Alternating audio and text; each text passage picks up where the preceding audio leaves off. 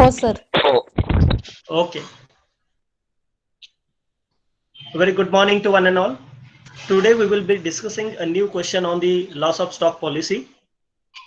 But if you are new to this class, I request you to please subscribe my YouTube channel on the YouTube, that is eContent VB, so that you will get the latest and updated videos regarding insurance claim and accounting standards. So dear students, today we will be discussing a new question on insurance claim. When average rate of gross profit is required, the premises and the stock of Messrs. Mafatlal were totally destroyed by fire on 30th of Jan 2020. From the books and the other records that were saved, the following information is available. The stock on hand has always been valued at 10% less than cost.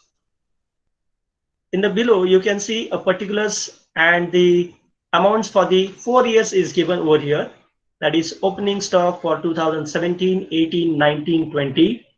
Similarly, purchases minus return for 2017, 18, 19, and 20.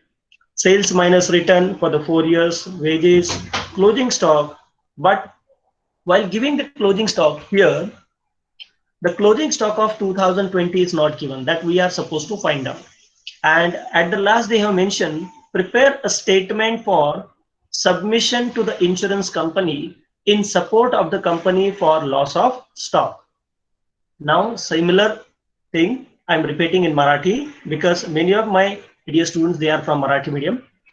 बघा आजच्या या question मध्ये आपल्याला average rate of gross profit काढावा लागणार आहे. आता average rate of gross profit का काढावा लागणार आहे, कारण की जेव्हा लॉस ऑफ स्टॉकचा आपण क्वेश्चन सोडवतो त्यावेळेला आपल्याला नॉर्मली पहिल्यांदा ट्रेडिंग अकाउंट तयार करावं लागतं. त्याचं कारण असतं की ट्रेडिंग अकाउंट वरून आपण ग्रॉस प्रॉफिट फाइंड आउट करतो आणि ग्रॉस प्रॉफिट वरून आपण काय करतो, तर रेट ऑफ ग्रॉस प्रॉफिट. परंतु जर तुम्ही प्रश्न हा जर व्यवस्थित वाचला तर तुम्हाला असं लक्षात येईल की माफतलाल मेसर्स माफतलाल हे जे आहे तर त्यांच्या प्रेमायसेस मध्ये 30 जानेवारी 2020 ला आग लागलेली आहे आणि त्याच्यामुळे त्यांचं जे काही स्टॉक आहे तो जळून राख झालेला आहे आणि त्यातलं जे काही रेकॉर्ड सेव्ह झालेला आहे त्या रेकॉर्ड वरून आपल्याला खालची माहिती दिलेली आहे. आणि त्या माहितीमध्ये पहिलीच माहिती अशी आहे की आपल्याकडे जर स्टॉक होता तर त्या स्टॉकची जी व्हॅल्यू आहे ती 10% कशी आहे, लेस आहे. म्हणजेच या क्वेश्चन मध्ये आज आपण अंडर व्हॅल्युएशन ऑफ स्टॉक जर दिलं असेल तर आपण प्रॉब्लेम कशा पद्धतीने सोडवायचा हे नंबर 1 यामध्ये क्रक्स आहे. नंबर 2 काय, तर आता आपल्याला या ठिकाणी 4 वर्षाची माहिती दिलेली आहे. म्हणजेच आपल्याला या ठिकाणी 4ही वर्षाचं ट्रेडिंग अकाउंट काढावं लागेल.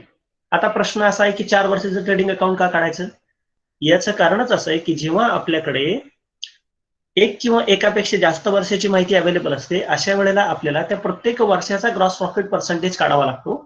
आणि मग 2020 साली आपण जे काही ट्रेडिंग अकाउंट काढणार आहे त्या ट्रेडिंग अकाउंट मध्ये आपल्याला average rate of gross profit काढायचा आहे. म्हणजे आज आपल्याला जो क्वेश्चन आहे तो when average rate of gross profit is required, तर जेव्हा अशी माहिती दिलेली असेल तेव्हा आपल्याला average rate of gross profit हा काढावा लागतो.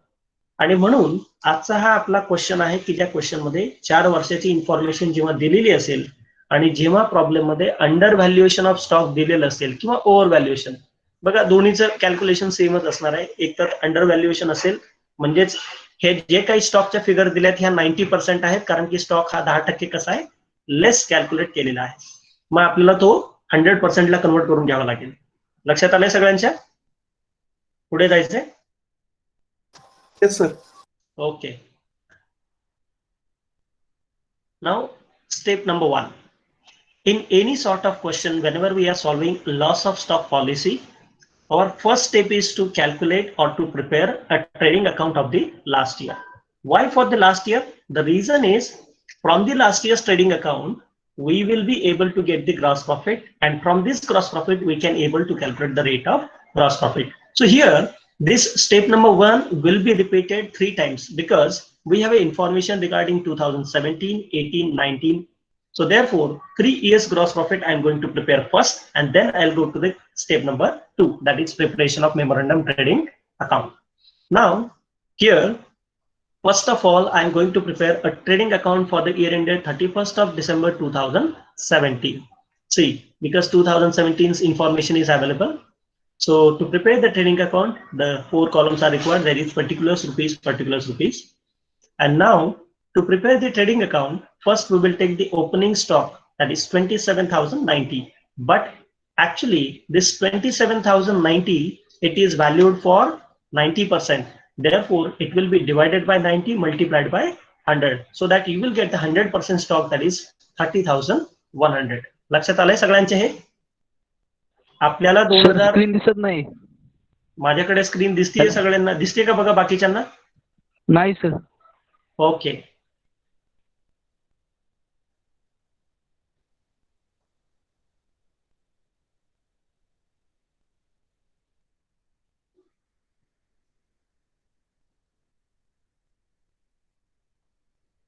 आता दिसतीये का screen? Hello. Yes, sir. Okay. Have you understood this? How I have calculated the opening stock? कारण की क्वेश्चन मध्ये ओपनिंग स्टॉकची किंमत दिली आहे 27,090, परंतु प्रश्नामध्ये असं पण सांगितलेलं आहे की स्टॉक जो आहे तो कसा व्हॅल्यू केला जातोय 10% लेस दॅन कॉस्ट. मग जेव्हा अंडर व्हॅल्युएशन ऑफ स्टॉक असेल तेव्हा आपल्याला तो स्टॉक 100%ला कन्वर्ट करून घ्यावा लागेल. म्हणजे 27,090 रुपये हा स्टॉक कसा आहे 90 प्रमाणे, मग आपल्याला त्याला किती मध्ये कन्वर्ट करायचंय? 100 मध्ये. मग सिंपल कॅल्क्युलेशन काय आहे? 27,090 इक्वल टू किती पर्सेंट आहे? 90% आहे, बरोबर. मग आपल्याला हा स्टॉक कसा पाहिजे? 100% मध्ये पाहिजे. मग आपण याला काय करणार आहे? Is equal to 100. मग सिंपल लॉजिक काय आहे? तर इथे 27,090 डिवायडेड बाय 90 मल्टिप्लाइड बाय काय करणार आपण? 100 करणार आहे. मग जेव्हा आपण याला मल्टिप्लाइड बाय 100 करणार आणि डिवायडेड बाय 90 करणार तेव्हा आपल्याला स्टॉकची किंमत किती येऊ शकेल? 30,100. म्हणजेच 27,090 ही 90%ला कॉस्ट आहे, तर 100%ला कॉस्ट किती येणार आहे? 30,100 येणार आहे. लक्षात आलंय सगळ्यांच्या? Yes, sir. Okay. Now second thing, that in the question sales for 2017 is given, that is 1,20,000. You can see here sales minus return is 1,20,000. Simultaneously the closing stock of the 2017 is also given, that is 36,000. Here you can see closing stock is 32,400. So similarly this closing stock we can calculate, that is 32,400 divided by 90 multiplied by 100. कारण की इथे प्रत्येक स्टॉकची figure ही 10% कमी दाखवलेली आहे, त्यामुळे ती आपल्याला घेताना 100%ला घ्यावी लागणार आहे. म्हणून आपण प्रत्येक वेळेला इथे काय केलंय? 32,400 भागिले 90, 27,090 भागिले 90. आता जर क्वेश्चन मध्ये असं म्हटलं असतं की stock on the date has always been valued at 10% more than cost, मग अशा वेळेला याच कॅल्क्युलेशन मध्ये आपण काय केलं असतं? तर 27,090 भागिले 110 गुणिले 100, म्हणजेच 10% तो ओव्हर व्हॅल्युएशन झालाय, त्याला आपल्याला काय करावं लागलं असतं? तर अंडर व्हॅल्युएशन करावं लागलं असतं. Similarly purchases less return is 74,900, 2017 मध्ये दिलेला आहे. And next thing is wedges. आपल्याला त्यांनी वेजेस पण दिलेले आहेत बघा, 17,400. या ठिकाणी 17,400 रुपयांची वेजेस आहेत.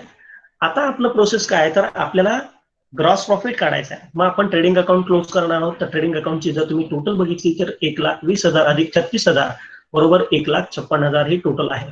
तर या 1,56,000 मधून 30,100, 74,900 आणि 17,400 रुपये जर तुम्ही वजा केले तर तुम्हाला जी काय बॅलन्सिंग फिगर मिळणार आहे ती बॅलन्सिंग फिगर असणार आहे आपली ग्रॉस प्रॉफिट. आणि म्हणून या ठिकाणी ग्रॉस प्रॉफिट किती आला आपला? 33,600. लक्षात आलंय सगळ्यांच्या? Everybody understood? Yes, sir.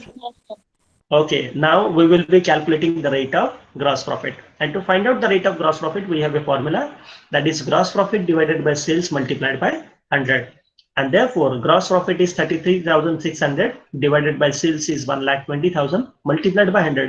You will get the percentage of 28%. तुमच्याकडे जर कॅल्क्युलेटर असेल तर तुम्ही कॅल्क्युलेटरचा वापर करून देखील हे पर्सेंटेज काढू शकता. 33,600 भागिले 1,20,000 गुणिले 100 बरोबर 28%. म्हणजे आपल्याला 28% हा 2017चा काय आपला ग्रॉस प्रॉफिट आहे. आता सिमिलर थिंग आपण काय करणार आहे? 2018 आणि 19 साठी काढणार आहोत. Now here trading account for the year ended 31st of December 2018. Particulars rupees. Opening stock. Now last इयरचा जो क्लोजिंग स्टॉक होता 32,400 भागिले 90 गुणिले 100, तर तो स्टॉक किती झाला? 36,000. मग गेल्या वर्षीचा क्लोजिंग स्टॉक हा पुढच्या वर्षी काय असणार आहे? ओपनिंग स्टॉक असणार आहे. म्हणून या ठिकाणी opening stock as it is घेतले आपण 36,000. सेल्स क्वेश्चन मध्ये 2018 ला दिले बघा 1,00,000. 1,32,000. तर आपण सेल्स घेतलेत 1,32,000. त्यानंतर टू परचेसेस, क्वेश्चन मध्ये परचेसेस दिलेत 80,000, आपण ऍज इट इज घेतलेत 80,000 रुपये. आणि या ठिकाणी तुम्ही पाहताय की क्लोजिंग स्टॉक, तर क्लोजिंग स्टॉक या क्वेश्चन मध्ये दिलेला आहे 36,000, परंतु हा 36,000 स्टॉक आहे तो 90%ला आहे. त्याच्यामुळे 100%मध्ये जर तुम्ही कॅल्क्युलेट केलं तर 36,000 भागिले 90 गुणिले 100, तर तुम्हाला 100%ला क्लोजिंग स्टॉक किती मिळणार आहे? 40,000. त्याचप्रमाणे आपल्याला वेजेस हे देखील दिलेले आहेत, ते किती आहे तर 19,000 रुपये. म्हणजेच 19,000 रुपयाचे वेजेस तुम्ही याच्यामध्ये ऍड करणार आहात. आता आपण काय करणार आहोत की ह्या ट्रेडिंग अकाउंटची टोटल घेणार आहोत. तर 1,32,000 अधिक 40,000 बरोबर 1,72,000 रुपये ही आपली ट्रेडिंग अकाउंटची क्रेडिट साईडची टोटल आहे. ती आपण दोन्हीकडे सिमिलर मांडल्यानंतर 36,000, 80,000 आणि 19,000 हे मायनस केल्यानंतर आपल्याला जी काही बॅलन्सिंग फिगर मिळणार आहे ती बॅलन्सिंग फिगर किती असेल? 37,000. हे लक्षात आलंय 2018चं ट्रेडिंग अकाउंट? हो सर. ओके, आता आपण काय करणार आहोत तर रेट ऑफ ग्रॉस प्रॉफिट काढणार आहोत. रेट ऑफ ग्रॉस प्रॉफिट काढण्यासाठीचा फॉर्म्युला आपला असा आहे की gross profit divided by sales into 100. मग ग्रॉस प्रॉफिट आपण कॅल्क्युलेट केला आहे तो 37,000 रुपये आहे. त्याचप्रमाणे आपला जो सेल्स आहे तो 1,32,000 आहे. म्हणजे 37,000 भागिले 1,32,000 गुणिले 100 म्हणजे 2018 या वर्षाचा देखील आपला ग्रॉस प्रॉफिट जो आहे तो देखील 28% आहे. आता आपण हेच सेम टू सेम कॅल्क्युलेशन 2019 या वर्षासाठी काढणार आहोत. मग 2019 या वर्षासाठी काढत असताना पुन्हा एकदा आपल्याला ट्रेडिंग अकाउंट तयार करावं लागेल. Trading account for the year ending 31st of December 2019, particulars rupees, 4 columns, and the first column is opening stock. तर गेल्या वर्षाचा क्लोजिंग स्टॉक हा 36,000 90%ला होता. 100%ला आपण किती कॅल्क्युलेट केला होता? 40,000. त्यामुळे गेल्या वर्षाचा क्लोजिंग स्टॉक हा या वर्षीचा काय आहे? Opening stock. त्याचप्रमाणे 2019ला सेल्स फिगर तुम्ही या ठिकाणी बघू शकता 1,40,000 रुपये इतकी आहे. आणि परचेसेस आपल्याला क्वेश्चन मध्ये दिलेत 81,000 2019 मध्ये पाहायचं आहे. त्याचप्रमाणे 2019चा जो क्लोजिंग स्टॉक आहे तो इथे दिलाय बघा 36,900, परंतु तो 90%ला आहे. म्हणून 100%ला जर तुम्हाला काढायचं असेल तर 36,900 गुणिले 100 भागिले 90 म्हणजेच 2019 या वर्षासाठी क्लोजिंग स्टॉकची फिगर किती असणार आहे तर 41,000 रुपये इतकी. त्याचप्रमाणे आपल्याला क्वेश्चन मध्ये वेजेस दिलेले आहेत बघा 20,900. या ठिकाणी 2019 मध्ये तुम्ही जर वेजेस पाहिले तर ते किती आहेत? 2,900 इतके आहेत. आणि आपण ट्रेडिंग अकाउंटची जर टोटल करून बघितले तर त्याची टोटल असणार आहे 1,40,000 अधिक 41,000 बरोबर 1,81,000.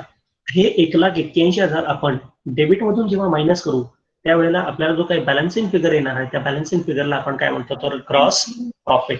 आणि 2019 या वर्षाचा ग्रॉस प्रॉफिट किती आलाय तर 39,100. मग आता आपण काय करणार आहोत तर रेट ऑफ ग्रॉस प्रॉफिट काढणार आहोत. तर रेट ऑफ ग्रॉस प्रॉफिटचा फॉर्म्युला आपला सेम आहे, ग्रॉस प्रॉफिट भागिले सेल्स गुणिले 100. मग ग्रॉस प्रॉफिट आहे 39,100 भागिले सेल्स दिलेले आहेत 1,40,000. त्याला तुम्ही जेव्हा मल्टिप्लाइड बाय 100 करणार तेव्हा या देखील वर्षाचा आपला जो काही रेट ऑफ ग्रॉस प्रॉफिट आहे तो देखील किती आलाय? 28%. मग आता माझा तुम्हाला एक प्रश्न आहे, जर 2017ला 28% असतील, 18ला 28% असेल आणि 19ला पण 28% असेल तर 2020ला ग्रॉस प्रॉफिट किती टक्के असेल? बोला. 28%. Very good. कारण की आपण सिम्पली काय काढतोय? ऍव्हरेज काढतोय. मग इथे बघा average rate of gross profit आपण काय करणार आहोत? पहिल्या वर्षी 28%, दुसऱ्या वर्षी 28%, तिसऱ्या वर्षी पण 28% आणि याला भागिले 3 ऍव्हरेज काढायचं आहे आपल्याला. जर समजा 2017ला आपला 20% असता, 2018ला आपला 22% असता आणि 2019ला आपला 28% असता, तर आपण तिघांची पण बेरीज करून त्याला भागिले काय केलं असतं? 3 केलं असतं. म्हणजे आपल्याला ऍव्हरेज काहीतरी मिळाला असतं. परंतु या क्वेश्चन मध्ये तीनही वर्षाचा रेट ऑफ ग्रॉस प्रॉफिट हा सेम आहे. म्हणजे ऍव्हरेज पण आपला किती येणार आहे? 28%च येणार आहे. आणि म्हणून ऍव्हरेज ग्रॉस प्रॉफिट हा किती आला या ठिकाणी? 28% आलाय. लक्षात घ्या, इथून पुढे तुम्हाला जे परीक्षेमध्ये प्रॉब्लेम येणार आहे ते अशाच प्रकारचे प्रॉब्लेम्स येणार आहेत. आता सिंपल प्रॉब्लेम हे आपले संपले सगळे. आपण आता ऍडव्हान्स प्रॉब्लेमकडेच वाटचाल करत आहोत आणि ह्याच प्रकारचे प्रॉब्लेम तुम्हाला क्वेश्चन मध्ये किंवा क्वेश्चन पेपरमध्ये विचारले जाऊ शकतात आणि हे 10 मार्कांना प्रश्न येतात. तुम्हाला एक तर लॉस ऑफ स्टॉक पॉलिसीचा प्रॉब्लेम विचारला जाईल आणि यालाच ऑर लॉस ऑफ प्रॉफिट पॉलिसीचा प्रॉब्लेम विचारला जाऊ शकतो किंवा त्याला लॉस ऑफ फिक्स असेटचा पण प्रॉब्लेम विचारला जाऊ शकतो. परंतु आतापर्यंतचं अनालिसिस असं सांगतं की मॅक्सिमम टाइम्स मध्ये तुम्हाला लॉस ऑफ स्टॉक या पॉलिसीला लॉस ऑफ प्रॉफिट पॉलिसी ही और विचारली जाते. तर त्यामुळे आपल्याला हा पूर्णपणे प्रॉब्लेम किंवा हा जो टॉपिक आहे तो 10 मार्कांसाठी आणि तो आपल्याला करणं गरजेचं आहे. खूप सोपा टॉपिक आहे, आउट ऑफ मार्क मिळून जातात त्याच्यामध्ये. इथपर्यंत कोणाची काही शंका आहे का? No sir. ओके. आता स्टेप नाही, 1 sir. आपण काढले बघा. ट्रेडिंग अकाउंट काढलं, रेट ऑफ ग्रॉस प्रॉफिट काढला. आता इथे ट्रेडिंग अकाउंट 3 वेळा काढावं लागलं, कारण माहिती आपल्याला 3 वर्षाची दिली होती. त्यामुळे आता आपल्याला 2020 वरती फोकस करायचं आहे, कारण की आग जी आहे ती 2020 ला लागलेली आहे, 30 जानेवारीला. मग त्यामुळे आता आपल्याला सेकंड स्टेप मध्ये आपण तयार काय करतो तर मेमोरंडम ट्रेडिंग, थर्ड स्टेप मध्ये आपण काय तयार करतो तर मेमोरंडम ट्रेडिंग. त्यामुळे आता आपण मेमोरंडम ट्रेडिंग अकाउंट तयार करूया. मेमोरंडम ट्रेडिंग अकाउंट फॉर, कारण की 30 तारखेला आग लागली आणि आपलं 31 डिसेंबरला अकाउंट क्लोज होतं. त्यामुळे 1 जानेवारी 2020 ते 30 जानेवारी 2020 या कालावधीपर्यंतचा आपण अकाउंट तयार करतो या ठिकाणी. आणि हे मेमोरंडम ट्रेडिंग अकाउंट तयार करताना पुन्हा याला 4 कॉलम असणार आहेत, पर्टिक्युलर्स रुपीज. आता पहिल्यांदा आपण गेल्या वर्षाचा जो क्लोजिंग स्टॉक होता तो या ठिकाणी काय करणार आहे, ओपनिंग स्टॉक म्हणून घेणार आहे. तर हा किती आला, 41,000 रुपये.